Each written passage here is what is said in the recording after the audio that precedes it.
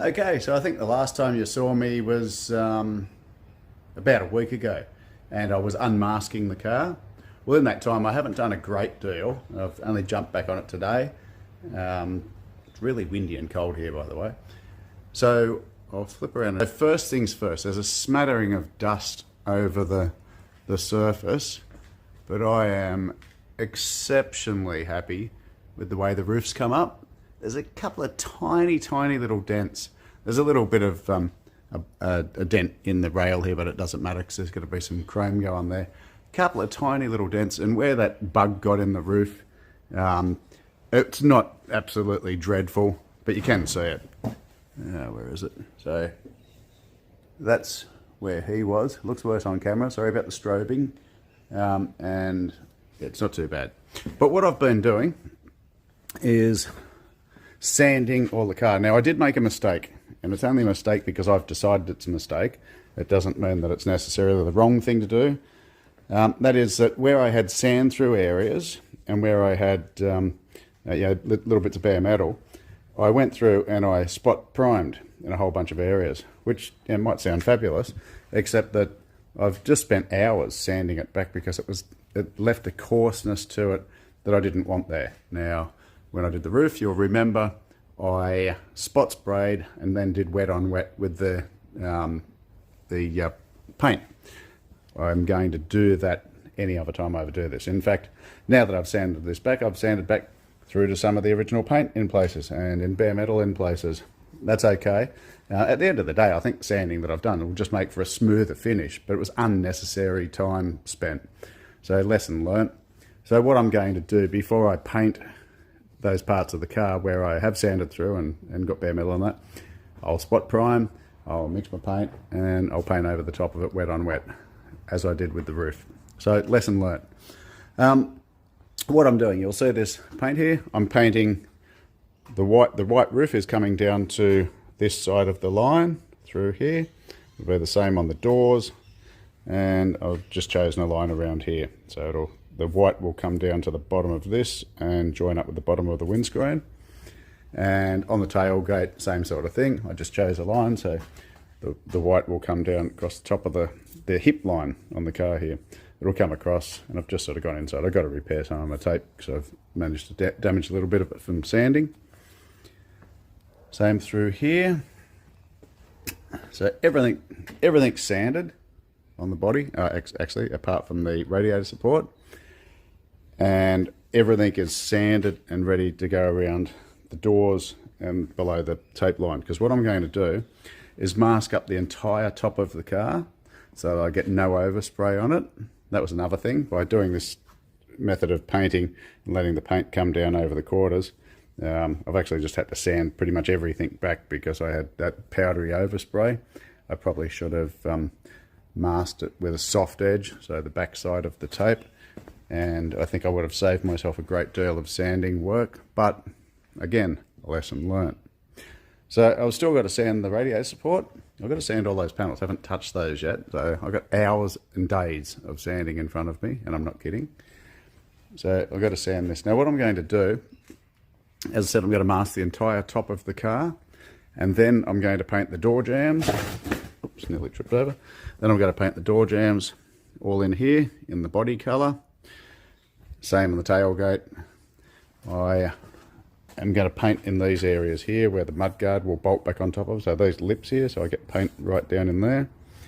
And front of the plenum, just here.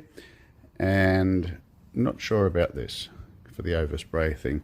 But when I do this, I'm going to be doing a lot of paint, lot of masking so that I don't get any paint here. Or I might paint the bonnet separately. I don't know. I don't want to scratch panels bolting them back on. Haven't sanded this. I'm just going to be doing this. I've got my roll and lit paper here. This is 320. I'm literally just going to be doing this by hand. I'm not going to be using any rubbing blocks here, which once again have been fantastic. Not going to be using any rubbing blocks here because I'm really not concerned whether I end up with some fingerprint lines in it from, my fingers pushing down rather than using a nice flat block. Let's face it, the radiator support. And if I do have sand through areas, which I will, because all these lumps and bumps, I'll spot prime it before I do the finish coat. So that's what I'm doing at the moment. Gotta sand this, some of those parts, so that I don't end up with runs and so on in my actual paint when it comes time to trying to paint in there and here. I think I'm going to paint in there before I paint out there. Some of this is going to be black as well. Maybe these bits will be black, but I've still got to sand it. So you can see paint runs here. But overall, I'm stoked. I reckon that roof has come up really well. Remember, this is satin paint, it's not gloss paint. So yeah, very happy. I've now gone through and I've sanded the mud guards down. You can see there's some sand through areas, and I'll do that with 1K primer just before I put the final coat on. So I've still got to finish sanding this guard, but it's coming up very well. Fender, if that's the term you're used to in your country. I've already done this one, and I've really cleaned up nicely this scungy radiator support, core support area, and underneath here where the paint runs were. So plenty of sand through areas, but again, spot spray with 1K primer, epoxy primer, just before I put the final coat on. I was going to paint the door jambs and some of the difficult areas before everything else, and then put the doors back on and paint the body of it, paint the bulk of it. I've changed my mind. So what I'm going to do, and that might surprise you that I've changed my mind, but what I'm going to do is I'm going to mask up this line here. I'm going to mask the entire top of the car. I'm going to mask everything that I don't want to get overspray on, like my beautiful shiny satin roof. I will do the same down here, so you can see where the line is, so it's pretty obvious. All of this will be masked. All of this will be masked. This will be masked.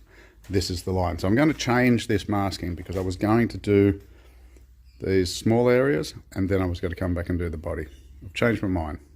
I'm going to take this off. As I said, mask the top of the car. I'm going to paint door jamb, all of this band right the way around the car in the body colour.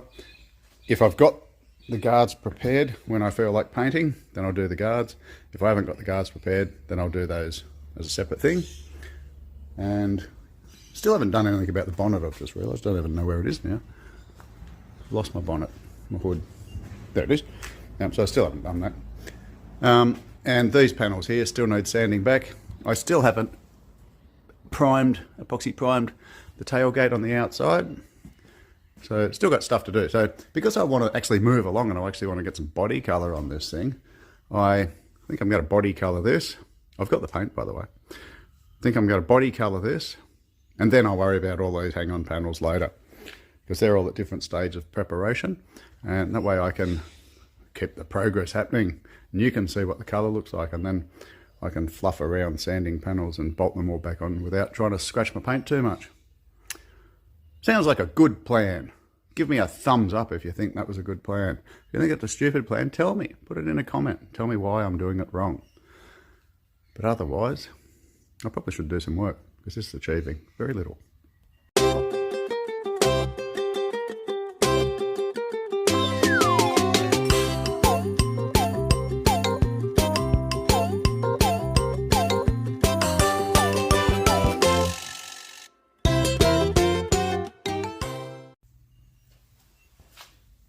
Righto, so I've been working on this lower part of the guard here. Pretty sure I've got everything done all through here. This line, I did some rust repairs on there, so taking care to sort of sharpen that line up. You can see I've got some sand through areas. I can tell just by feeling that that will be visible in the paint. It'll be a very minor raised area. It's just going to have to be. I'm not going crazy on this. I'm trying to do a really good job, but that will be visible if you look at it carefully. It's down the bottom of the right hand guard. There's a chrome strip that goes along here, so it might distract from it a little bit. But what I've been using here, wherever possible, I use the longest board I can. In fact, I've got one over here that I've been using as well. I've got 240 grit paper on this at the moment. So I try and use the longest board I can at any particular place, and I'm doing a crosshatch, so like this, and then back like that. not going along the line of the panel like that, or like this, going at a 45-degree angle to the line of the part of the panel that I'm working on at any point in time. So I've got this long one, so even through areas like this, it works well. And then down through the top of the guard, the same thing. I do use this one quite a bit, and what I find with that is that if there's a little imperfection or something, if I keep trying to sand it with a long board, then I just end up basically sanding everything off. So it's probably not great practice, but I do just dip it slightly at the front and just sort of go in and get that area, and then I try to feather it out. I'm sure not correct process, but I did it on the roof and I was pretty happy with the way it came up. Then I've got this guy here, which is quite curved. It's good for getting into areas like the lip on the guard here. So again, still using that same pattern, like this, and then back like this, but it gets into that curve nicely. And I've found this guy here really helpful, really good. I almost use it like a file, where I just use the tip of it sometimes. So if I'm working on the side of the guard here, for example, like this, I can really use it, a short flat surface that I can concentrate on to get. There's a little piece I've missed here, you can't see it, but if I just go like this, then I can get it and remove it. Also this angle here I found good just to round off that edge, and good for areas like this, still using the crosshatch fashion. And by going this way and that way wherever you are, then it blends the sanding out so you don't end up with little corrugations or indentations in it. And then there's this one here. I was using this through this area as well, so I'm only just using part of it, but because it's curved, it's not cutting straight lines into it. So like this, and then back like this. But what I've also done, I also had some 240, so it's all 240 grit at the moment. I'm going to go over this with 320 grit, and I only need to do that lightly, and it's just to take out some of the 240 sanding marks to come down to a 320 sanding mark, which will give the good key or tooth for the paint that's going to go on there, but won't show up through the paint surface. So that's where I'm working. So the idea with sanding is I'm going through and I'm using the 240 to do the bulk of the work. And if I don't have to sand everything with 240. If the surface is pretty smooth in the first place, I can go straight to 320. But the idea of using the coarser paper is to be able to knock off the bulk of it and then come through with the finer paper, the 320, to be able to finish it off, so that you're not just going through heaps and heaps of 320 and you're not using unnecessary energy. And when I'm sanding, I'm only putting very light pressure on this. I'm letting the paper do the work. I'm barely pushing down on that, and I'm trying not to over rub in any particular spot, because that will create a groove. So just across like this, and as I said, the biggest thing that I can use on each panel, so this is a very narrow tool, but because I'm just going across all the areas, then it should just keep it on one consistent sort of a plane rather than having dips in it. And I think that's the key.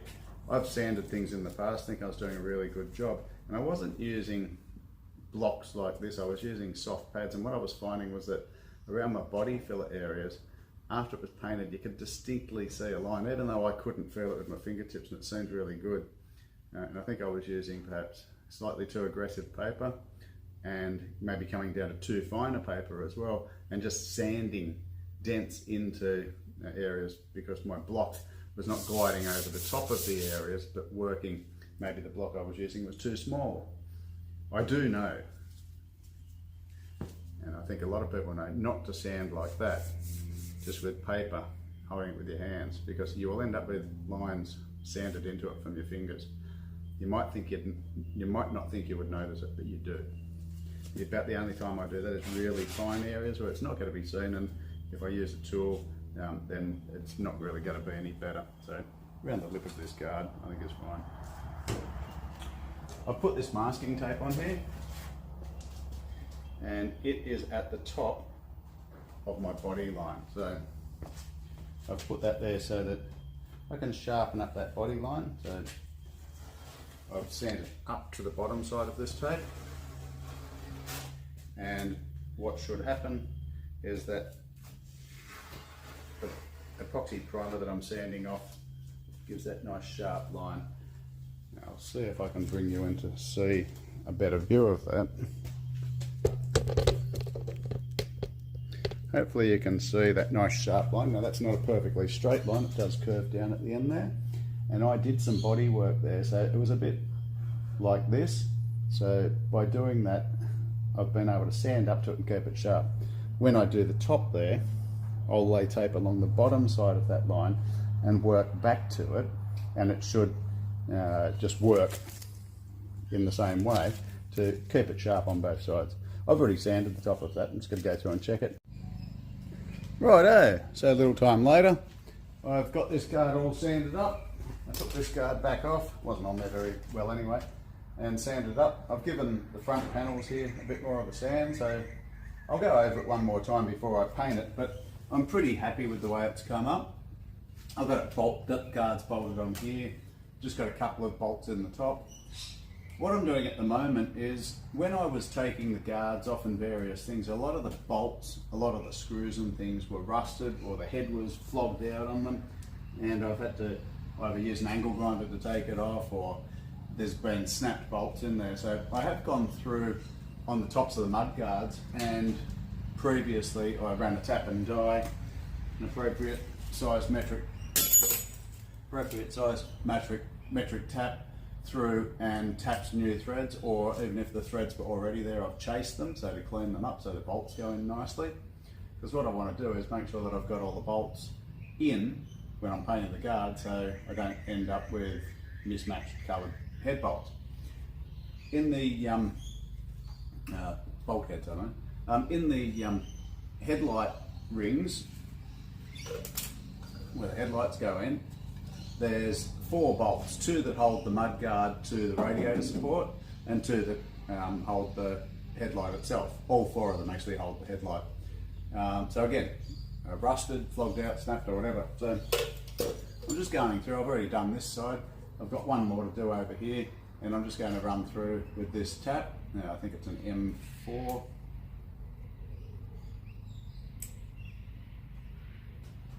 M5. I can't really read it very well, but I'm going to run through with that. And I've found some other more modern type screws, bolts to put in there. Basically, I just want to make sure that they all fit and that they match. So I'm just going to drill out one of these holes so that I can run the tap through, because it's a little bit undersized. I think it's got part of a old snap bolt in there, even though I've drilled it out. So I'll drill that out to the right size, tap it through, and then that'll be right to go. Then I'm going to go around. I know I've got a snapped bolt underneath this mud guard. There could be one under this one as well that goes in underneath the guard. So I'm just chasing all that stuff around before I get too far into the painting side of things. But we're looking more complete.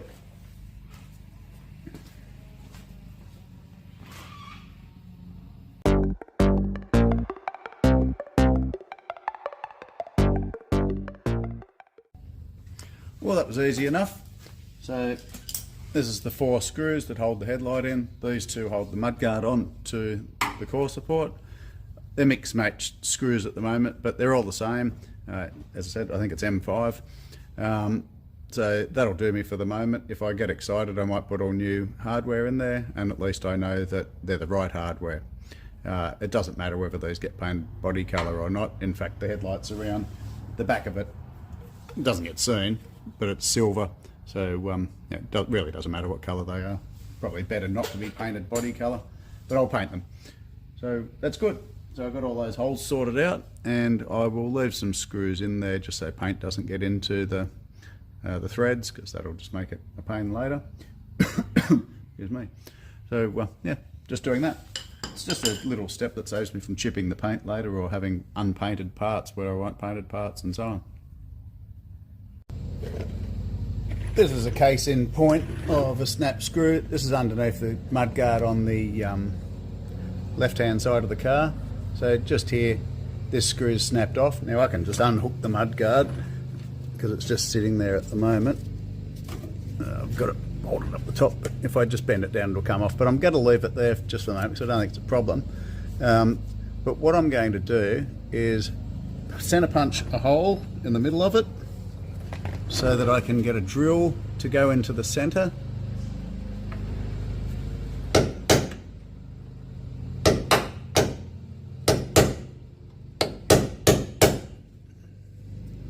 Sometimes all you need to do to get loose bolts out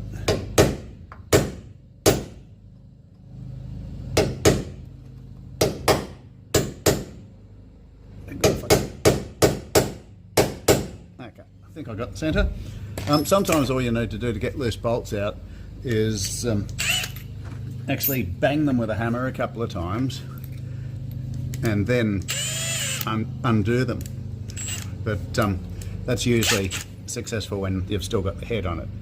So what I'm going to do, as long as my drill bit's sharp, is I'm going to drill a hole through the center of it, and then I'll drill another hole through the center of it. And sometimes just by drilling holes you manage to get the whole thing out, but if not, then I can run a tap through it. Okay, I'll try that again. The drill bit slipped off the center and now it's not centered to it, so I'll just pop the mud guard out of the way. As I said, I've already got it bolted up the top, but I'll just chuck a bit of timber in here, hold it out of the way. I'm just going to flatten the top of the bolt off a bit.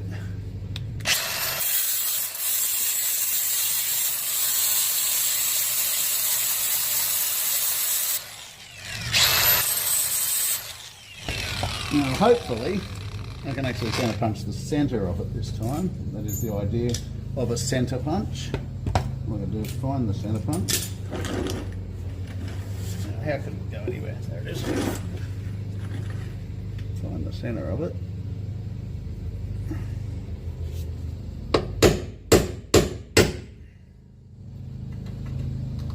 It's not the center of it.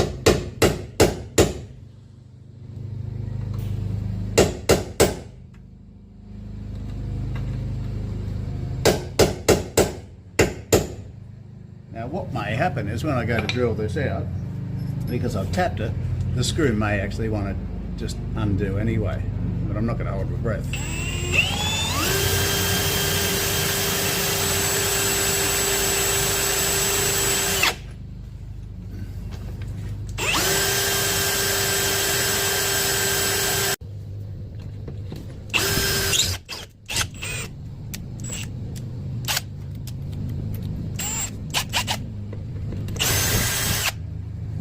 Okay, we've got one hole through the middle of it.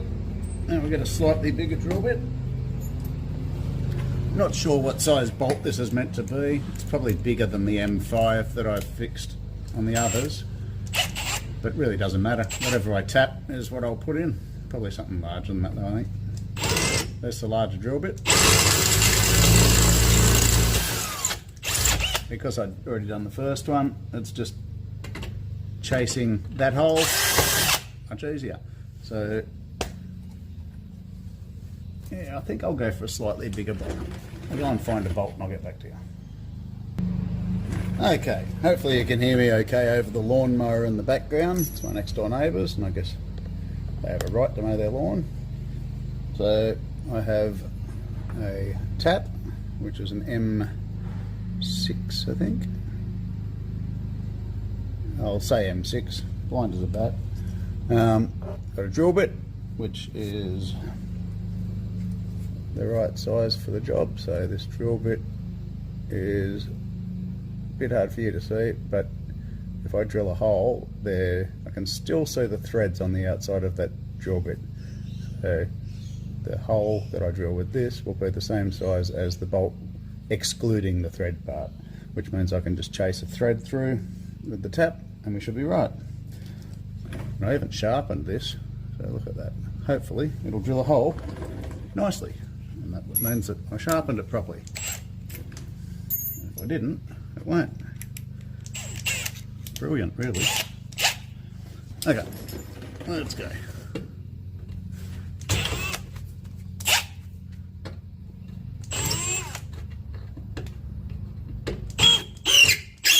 Come on. think what actually just happened, yes it did, what actually just happened was I saw the remainder of the bolt actually undo, and it's now inside the sill, but I reckon that. So rather than have to tap anything through, what it's done is actually removed the old centre of the bolt out. It actually did what I said, because I drilled some holes in it and I'd hit it with a hammer and that it loosened up, and the piece fell out inside the sill, so it can rattle forever and annoy everyone. But what I'm going to do, because I'm here, I'm going to chase the thread with this tap, just so that it's nice and clean. Forward a bit, back a bit, cut off the mess. All this will be doing is removing a bit of rust from out of the hole. I recommend chasing threads on anything, anytime you can. It just makes your life much easier. And I always clean up my hardware, so any bolts in particular, but nuts and washers also, I just put them on the wire wheel and give them a quick clean up so that they thread in nicely. It's the little things that make the difference. Okay, so I should be able to just screw that in by hand now. Lovely. So I'm going to throw that on there. I'll grab a flat washer. Actually, I don't really need it. Actually, I'll grab a flat washer. We'll put that on there. I'll put you on pause again. One flat washer. Now, later on I'll find a spring washer as well. I'm not going to worry about it now. Mud guard back. Bada boom, bada bing. Try and get the holder lined up. Why is it not lining up? That's an actually, can you get it?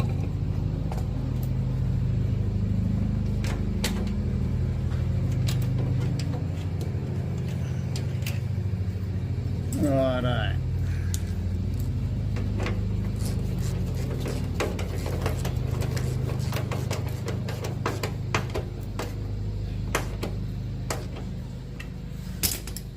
Fixed, just like that.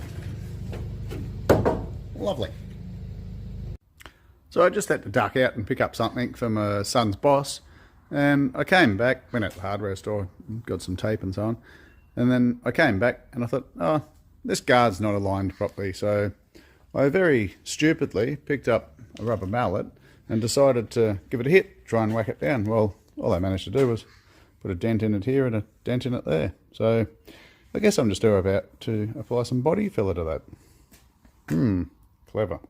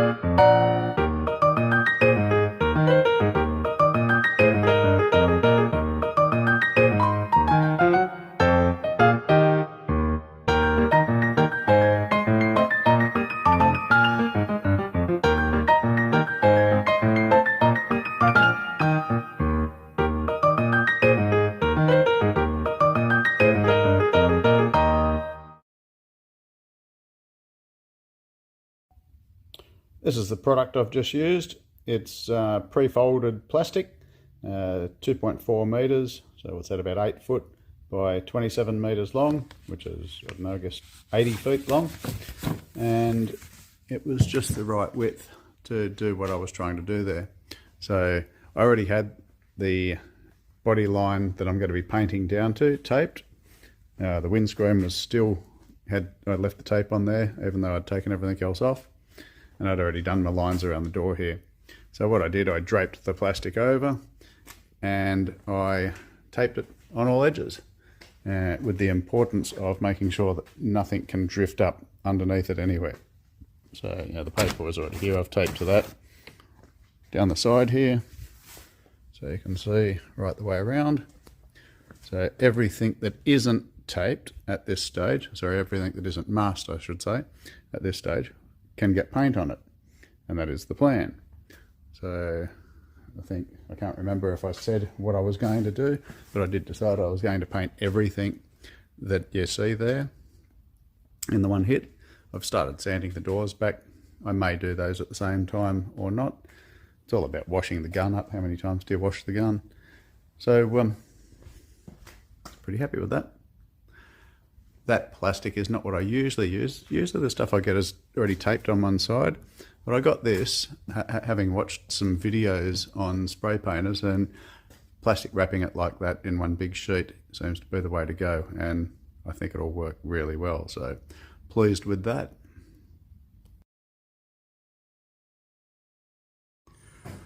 Well, I'm pretty much ready to put some paint on this guy. But it's been raining here and it's really humid at the moment. It's actually beautiful out there at the moment, but it's been raining. There's a lot of moisture in the air and I don't want to go painting and creating issues. So I've had this dust issue, which I've mentioned before with my garage, because the concrete is just powdery. And I've mentioned before that I bought this concrete hardener. So I'm going to be applying it to this half of the garage. So I've moved out and I think I could be bothered moving out. A couple of things that I haven't done, but I'll just work around those. So these things here, and I'm only going to paint half the garage, or harden half the garage, so down this line here for the moment. And what I figure is it'll control the dust on this side, and then when I get the opportunity I'll do the other side. That could be a week, it could be a year, I don't know. So I've got to put that into a sprayer, and it says that depending on the porosity of the floor, that the product will go approximately 4 to 6 square meters. So I guess that's about 4 to 6 yards. I don't know what that is in feet. Per litre, so a litre is a quart. So I guess a quart to about 4 to 6 yards. Hope that means something to someone. So I'm going to put this into the sprayer and I'm going to spray it. And then apparently in an hour's time I can walk on it, and in 24 hours it can get wet. So I reckon that should work perfectly. Okay, let's see how much of this stuff I can spill everywhere.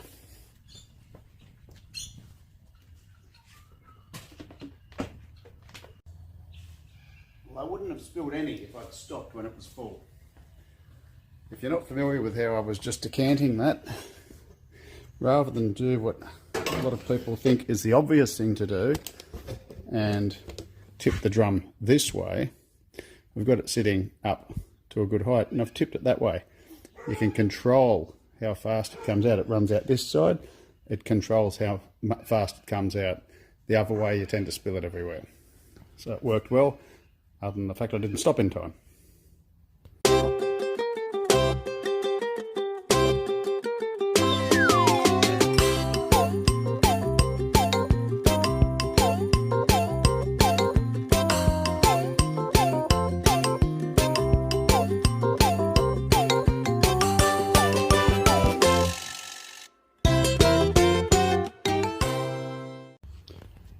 Righto, so far I've been on that for 22 minutes. And the only part I haven't done is this part immediately in front of me, and of the half of the garage I was going to do, and this part here at the end.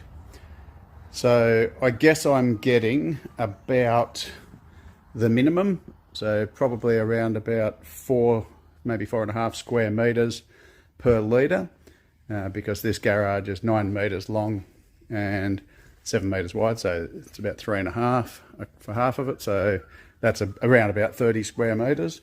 So 30 square meters, that's a 5 litre backpack sprayer.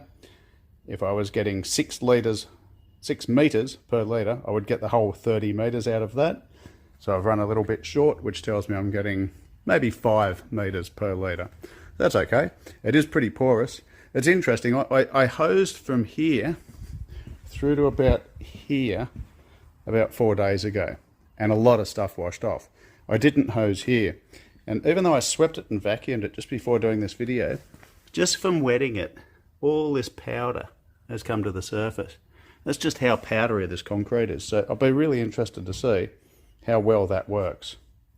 Now there is some oil and stuff that's been spilled on this. You can see these various patches of lightness and darkness and whatever. That's where stuff's been spilled on it previously.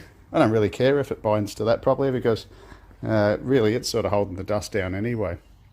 This stuff is not sold as a sealer. It is a concrete hardener to stop it powdering. I'll be interested to see if it has any sealing properties, whether it is resistant to some oils and stuff like that. So I'll see.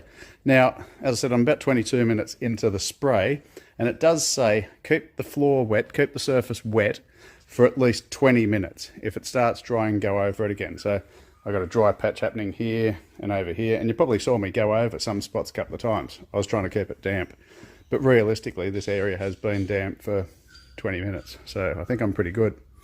Managed to get right in under the car. Now, just to be clear, it's probably not the best practice to be spraying something like this around when you've got a car in a state ready to paint. So I'm staying very close to the ground, and it's quite still today, so there's not much, well, there's nothing really drifting around in the air. Okay, so I've got a coat right the way around, and I reckon I've used about 6.5 litres. So I'm probably getting about 4 metres per litre, which is good. I bought 20 litres. I've got plenty to do this shed and probably the other as well. Now, a couple of things. It says it can be used after 20 minutes. Also, it doesn't say not to walk on it while you're doing it. That's why I'm walking all over it. I've got rubber bolt-based shoes on, so hopefully it doesn't damage my shoes. It also says that if there's any thick puddling areas, that they will dry white with a white appearance. So just go through with a scrubbing brush and spread that. I'm just going to do it with a broom and thin it out a bit. So that's it.